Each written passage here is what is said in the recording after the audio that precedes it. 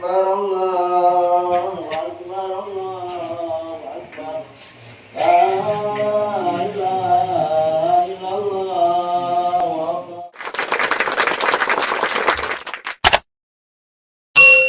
الذنب فيها إلا زر والحسنة.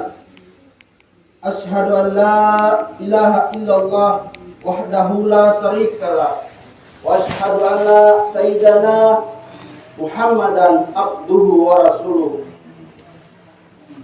بقوله وفعله إلا الرسول. اللهم صل وسلم على عبدك ورسولك محمد وعلى آله وأصحابه hudatil an'am fi anhabil bilad. Amma ba'd. Faya ayuhan nas taqullaha ta'ala bifid ja'at. Faqala qallallahu ta'ala fil kitabil karim, inna a'tainakal kautsar fassalli li rabbika wanhar inna saniyaka wal abtar. Wa kala ayat walillahi ala nasi hijjal balik manis tata'a ilaihi sabila wa man kafara fa innallaha aniyu anil alamin.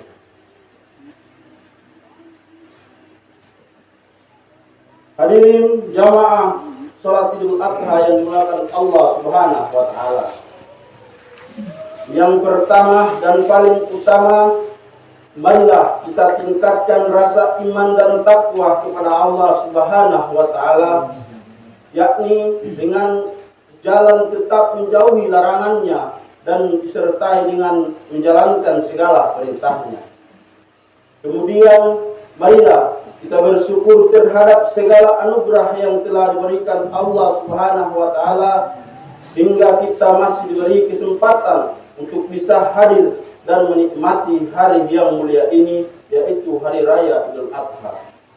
Jamaah yang berbahagia, Idul Adha tentu tidak bisa terlepas dari peristiwa yang pernah dialami oleh Nabi Ibrahim alaihissalam semasa hidup. Sejumlah keteladanan bisa dipetik umat manusia dari kisah yang dilalui oleh ayah kandung Nabi Ismail alaihissalam tersebut. Salah satu di antaranya yang terjadi ialah bagaimana cara Nabi Ibrahim alaihissalam menemukan Tuhan. Diceritakan bahwa Nabi Ibrahim merupakan seorang yang cerdas dan pintar. Kala masih muda, ia mengalami kegelisahan. Penduduk zaman itu banyak yang menyembah berhala alias patung. Dan patung-patung ini dianggap sebagai Tuhan. Lalu pada malam hari datang, ia merenung dan melihat ke arah bintang yang dikira selaku Tuhan. Lagi-lagi Nabi Ibrahim tidak percaya karena bintang pada akhirnya tenggelam. Demikian pula yang terjadi terhadap bulan. Ketika matahari datang di siang hari, hal yang sama terjadi. Ia juga tidak percaya karena matahari yang sedemikian besar itu akhirnya terbenam juga. Kisah yang lainnya ialah saat dirinya menghancurkan patung-patung milik Raja Namrud. Alasannya, patung yang dianggap sebagai Tuhan itu justru tidak mampu melindungi diri sendiri kalau dihancurkan oleh dirinya.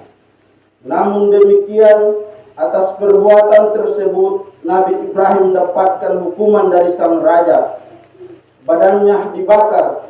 Ketika api sudah mulai membakar tubuh, Allah Subhanahu wa taala kemudian memberikan pertolongannya. Api yang seharusnya panas justru malah menjadi dingin. Artinya, tubuh Nabi Ibrahim yang diharapkan oleh sang raja bisa menjadi abu malah tidak hangus sedikit pun. Melalui Al-Quran surah Al-Baniyah ayat 69 dituliskan, Qulna ya narukuni Bajada wassalamu ala Ibrahim.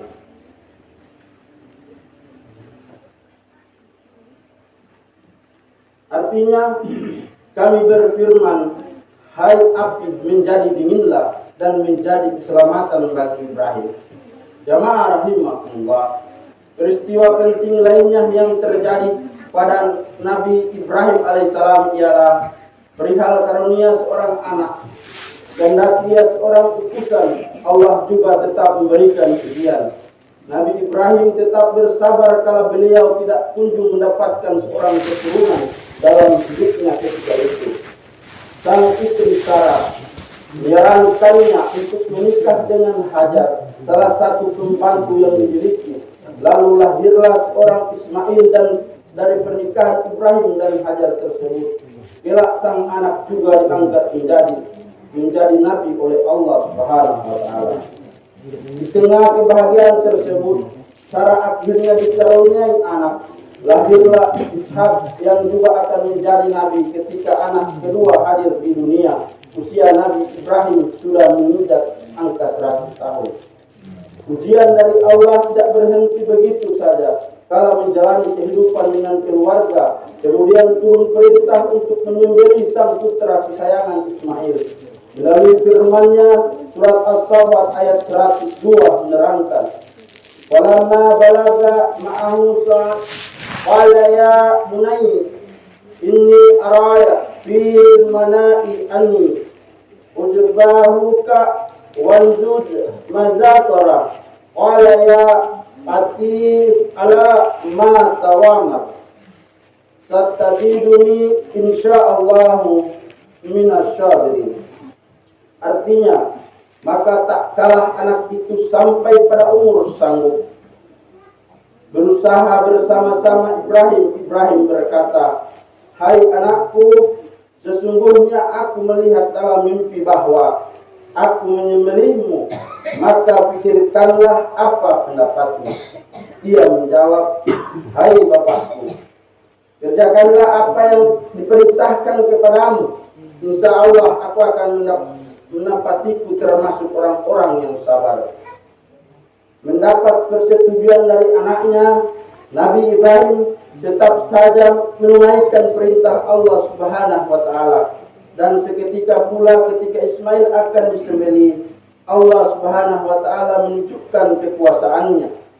Maka ketika keduanya telah berserah diri dan dia Ibrahim membaringkan anaknya atas pelipisnya untuk melaksanakan perintah Allah, lalu kami panggil dia, "Wahai Ibrahim, sungguh engkau telah membenarkan mimpi itu. Sungguh demikianlah kami memberi balasan kepada orang-orang yang berbuat baik. Sesungguhnya ini benar-benar suatu ujian yang nyata, dan kami tebus anak itu dengan seekor sembelihan yang besar. Dan kami abadikan untuk Ibrahim pujian di kalangan orang-orang yang datang kemudian. Selamat sejahtera bagi Ibrahim." Quran surah As-Saffat ayat 103 sampai 109. Banyak kisah teladan dari Nabi Ibrahim alaihissalam yang bisa menjadi contoh dalam menjalani kehidupan di masa kini. Di antaranya ialah menyampaikan sebuah kebenaran meskipun bakal ada resikonya. Selalu tetap bersabar dalam menghadapi cobaan serta teguh pada pendirian. Demikian khutbah ini, semoga dapat bermanfaat khususnya dalam menjalani hari raya Idul Adha. Hadirin jamaah salat Idul Adha yang dimuliakan Allah Subhanahu wa taala. Beberapa cerita tentang Nabi Ibrahim alaihissalam di atas merupakan gelaran penting bagi kita dalam melaksanakan segala perintahnya dan menjauhi semua larangannya. Ketika Nabi Ibrahim mendapatkan mimpi dari Allah untuk menyembelih putranya, ia pun melaksanakan dengan persetujuan Nabi Ismail. Ini bisa menunjukkan sebuah ketakwaan dari seorang umat kepada Sang Pencipta. Oleh karena itu, maka lahirlah istilah kurban yang diperingati umat manusia hingga sekarang dengan disimbolkan dengan penyembelihan domba sebagai sebuah pengorbanan di dalam beragama. Pelajaran penting lainnya yang bisa juga mencari contoh ialah tentang beriman, yakni keimanan dalam melawan hawa nafsu dalam diri masing-masing individu. Kemudian ada pula hak untuk hidup. Nabi Muhammad SAW dalam sebuah khutbah di Padang Arafah berpesan bahwa jiwa Harta dan harga diri manusia mempunyai sisi kemuliaan yang tidak bisa dihilangkan. Allahu Akbar, Allahu Akbar, Allahu Akbar, Allahu Akbar, Allahu Akbar, Allahu Akbar, Allahu Akbar, Allahu Akbar, Allahu Akbar kabira, walhamdulillahi katsira. Subhanallah bukrata wa asila. La ilaha illallah wallahu akbar. Allahu akbar walillahil hamd. Alhamdulillahi ala ihsani wa syukralahu ala tawafin wa imatinan wa asyhadu an la ilaha illallah wahdahu la syarikalah wa asyhadu anna sayyidana Muhammadan abduhu wa rasuluhu da'i ila ridaiwa. Allahumma salli ala sayyidina Muhammadin wa ala alihi wa ashabihi wa salam tasliman katsira. Amma ba'd.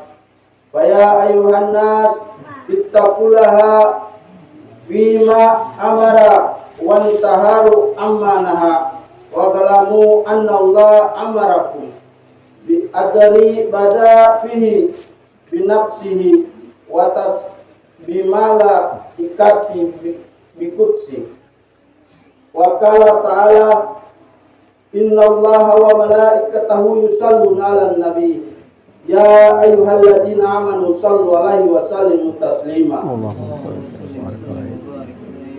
Allahumma salli ala sayyidina Muhammadin wa ala ali sayyidina Muhammadin wa ala anbiya'i wal mursalin wa malaikatil mukarrabin wajada.